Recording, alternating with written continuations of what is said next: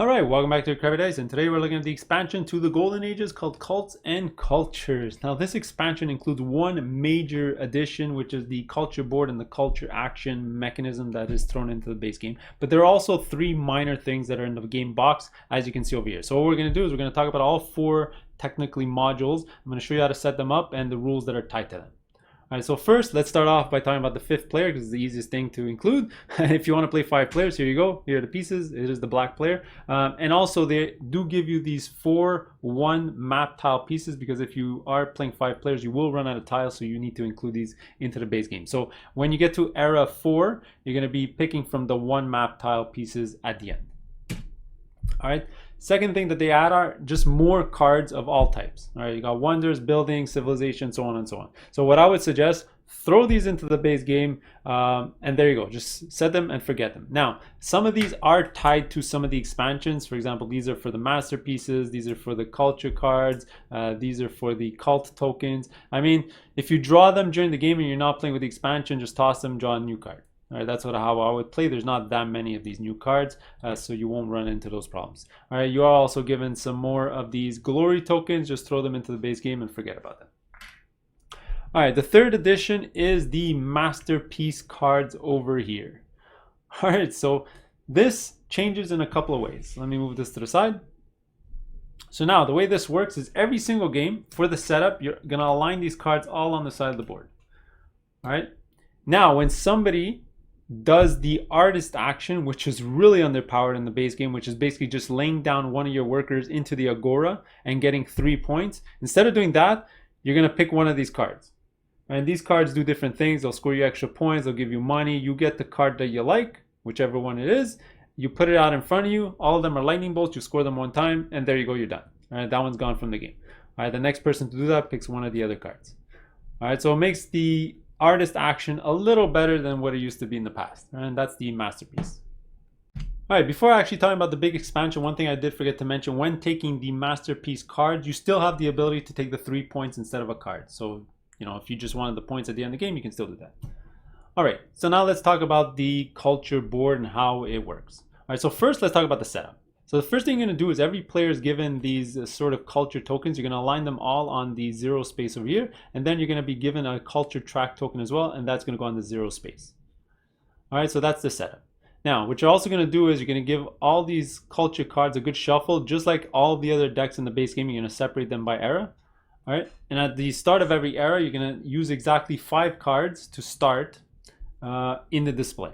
So you're going to take them out and you're going to put them out. All right, now you're ready to play as per usual. Now, as you're playing, the way this works is a new action is available to you that does not require a worker. So like, remember the worker with the red line. So what you could do is advance yourself once on the culture track. All right, so the requirement to advance yourself on the culture track is indicated on the step that you want to advance. So for example, if you did have 6 gold in your possession, you don't have to spend the gold, you just have to have it in your possession. You can take the action to advance yourself on the culture board. So what you're going to do is you're going to advance yourself here. And every time you advance yourself on one of these tracks, you're also going to advance your marker at the bottom. All right, this is going to come into play later when I talk about turn order. All right, and then you're just going to keep doing that. Remember, let's say in my next turn, I had a wonder. I can advance myself on this track and then advance my token again. And there you go. That's how that works. It's a free action that does not require a worker. All right, and you can just keep going as long as you have the requirement. So let's say I didn't have 3 cities out on the board. I would never be able to move this guy forward. There are some cards in the game that will break those rules. Some wonders, some buildings, so on and so on. All right, another benefit you get by moving up this track, because it would be pretty useless if it was just this track and it will give you no other benefit, is you also get one of these culture cards into your possession. And these are sort of like buildings and wonders. They sit in front of you and they give you extra benefits. So for example, this one is whenever you take over a wheat, you'll get an extra gold. And you know, same thing for coal, and the same thing for wildlife, so on and so on. All right, they all give you special benefits. This one allows you to move in extra space. All right, so when somebody moves up on the track, they take a card, put it out in front of them, and you always refill the display. All right, the only time you don't refill the display is if you run out of the era cards. So let's say you use up all these cards and somebody has taken a card, well then you don't refill the display. All right, obviously this is for era 1, but in era 2 you'll be using era 2 cards, and so on and so on. All right, in this deck you'll find a lot of these culture cards, which are just like passive benefits. There are buildings, so you can get actually buildings out of here instead of the building row and add these to your building slot. They still slot into your top 3. All right, you get straight up points. All right, and the other thing you can get in one of each of the decks are these cult cards. All right, that's where these cult tokens come into play.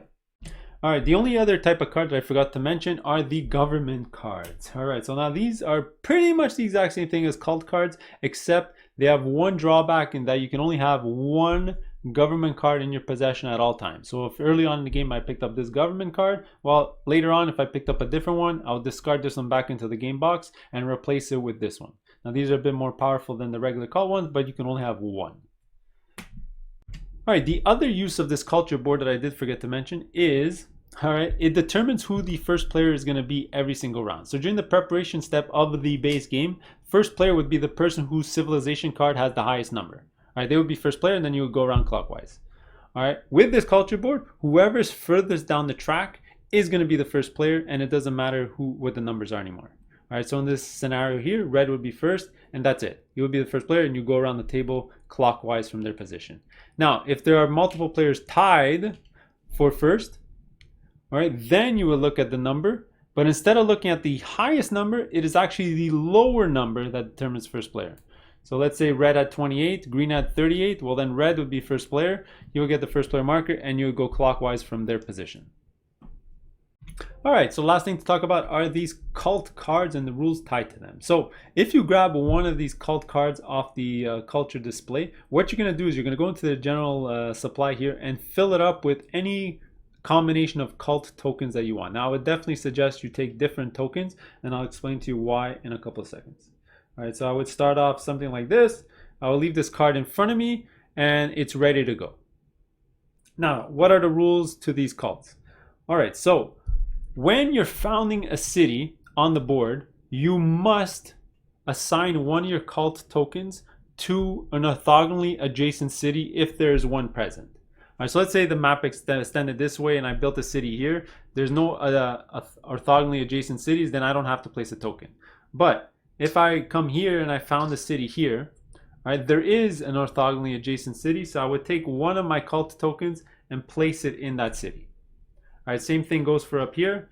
Let's say instead of building it here, I would build my city here. Then I would take one of my tokens, any of the ones I have in my display, and put it out on the board. All right, the only other restriction about placing these cult tokens is you can never have more than 2 of the same in the same city. All right, so let's say this Buddha one was here. I wouldn't be able to add another one on the same spot. All right, so that's how the placement of these work. All right, now, it goes without saying, if you remove those tokens off the card, it'll score you extra points at the end of the game. For example, this card will give you 5 points at the end of the game. If you take them all off, if you took off only 2, it'll score you only 2 points.